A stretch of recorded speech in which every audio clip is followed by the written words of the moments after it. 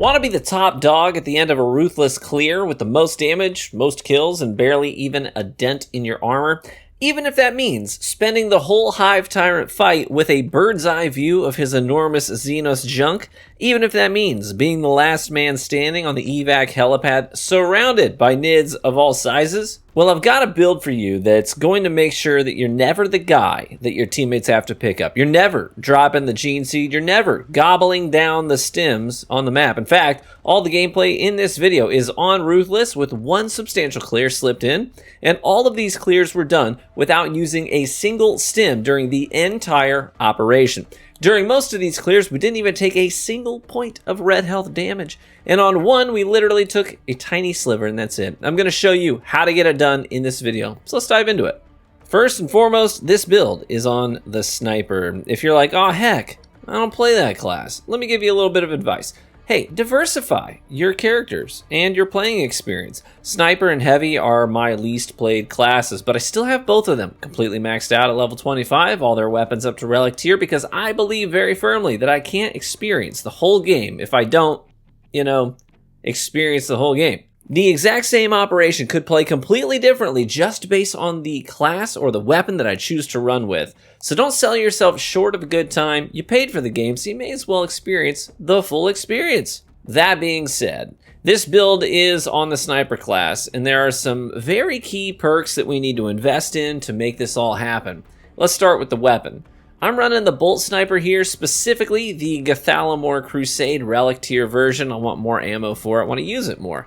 I know this isn't the Las Fusel, and 90% of snipers are already checked out because it's Fusel or bust for them. And I do love the Fusel, don't get me wrong, but for this build, I just found that the immediacy of the Bolt Sniper was my preferred way to play it. That immediate pull the trigger, boom, big damage right there. And my Fusel is kitted out for having a wider beam, right?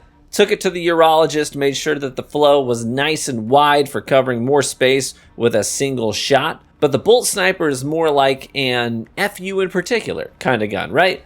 And we're building it out accordingly. In the perk tree, here's what we've got going. We have Long Shot, which gives us 10% extra damage against targets that are far away from us. I'm running Adamantine Grip for considerably less recoil for follow-up shots. 2 stacks of Headhunter for a combined 20% extra headshot damage, and Agile Hunter for an additional 35% more headshot damage after a perfect dodge. That's going to be key here in a minute when we get into our sniper class perk tree. All in all, the Bolt Sniper is built to do ridiculous amounts of headshot damage to targets that are further away from us, while also giving us the option to do absurd damage at point blank, provided we perform a perfect dodge first. Big guys go down fast. That's the whole idea here. Let's move on to the sniper class perk tree.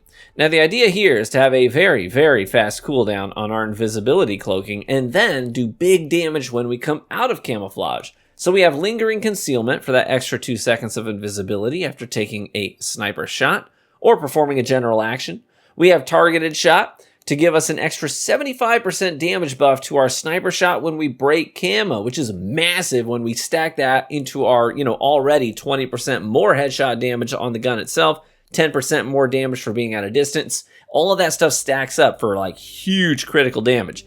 Then we have the combination of renewal and squad renewal for a total of 15% more energy refunded to our camo cooldown whenever we get a headshot kill. So in other words, pop some gaunts in the head and you'll have this back almost immediately. Like, it's crazy how fast you can get this back, honestly. Go camo. Shoot the major until he's finishable. Leave him for your teammates who are up close to finish him off for armor charges. And meanwhile, you just pop some gaunts in the head and then you're good to go to do the exact same thing all over again. We're also running Iron Grip, so we have 30% less recoil on the sniper, which stacks with the Bolt Sniper tree perk that is already reducing our recoil. We've got Vantage Point for a huge 20% damage buff to our sniper shot, provided we're standing still when we take the shot. And finally, we've got Evasion. This one's big. I love this perk. Evasion gives us invisibility for free whenever we execute a perfect dodge. Now remember, we also have that big 75% buff to our damage when exiting camo, but that's now going to stack with the perk on the Bolt Sniper tree that gives us 35% more headshot damage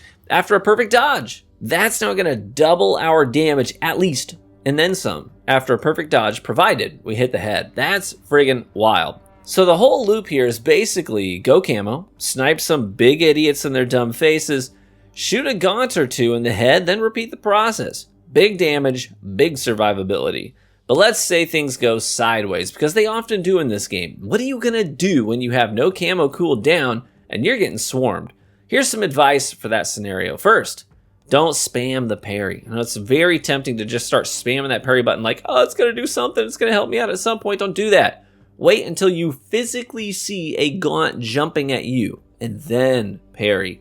You'll often hit more than one at a time and get extra armor. Dodge standard attacks to try and get that perfect dodge for the free camo going. Go for headshot kills on the gaunts and pop that camo the second it comes up so you can reposition and then keep them all in front of you, which makes things a lot easier. Also, only finish off the majors if you don't have teammates around to do it.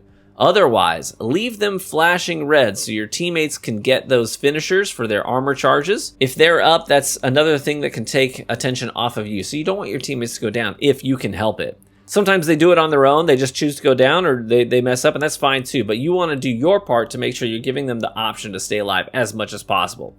It's the least you can do for them since you're basically making them take more aggro for you whenever you go invisible. The second you activate invisibility, the enemies will run away from you and go target something else.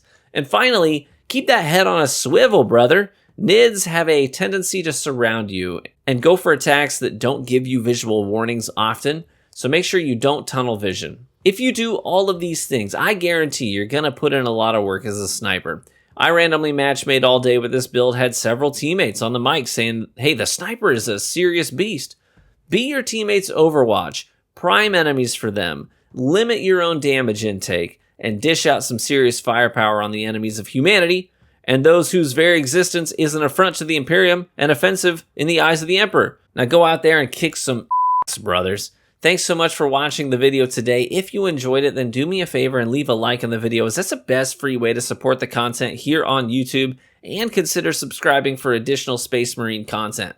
Big shout out to the now well over 4,000 new subscribers to the channel since we started covering this game. You are more than welcome here. Your continued support means that I can keep making content and feeding my kids off of YouTube money instead of being a responsible almost 40-year-old man and going and getting a real job, but instead I can keep living in my own basement like a troglodyte, slaying the enemies of the Emperor with reckless abandon. If you're looking for a dope community of really chill dudes to fall into so that you can farm higher level difficulties or get help leveling up your characters or just shooting the breeze about Warhammer lore and games and stuff, then hey, check out the link to our Patreon page in the pinned comment or the description. If you click on that dirt cheap $3 tier, $3, that's it, and you can join that way, you'll gain access to our private Discord with LFG, general chat, and several Fireteam voice chats. We're in there morning, afternoon, and night getting teams going to farm ops, so feel free to get in there and introduce yourself. We have now well over 100 brothers strong in our community, ready and willing to serve the Emperor and aid you in your quest to become an Astartes that's both powerful and has actual friends, despite your allergies to grass in real life. And with that, I say, be warm and well fed, my friends. Courage and honor. We'll catch you in the next one.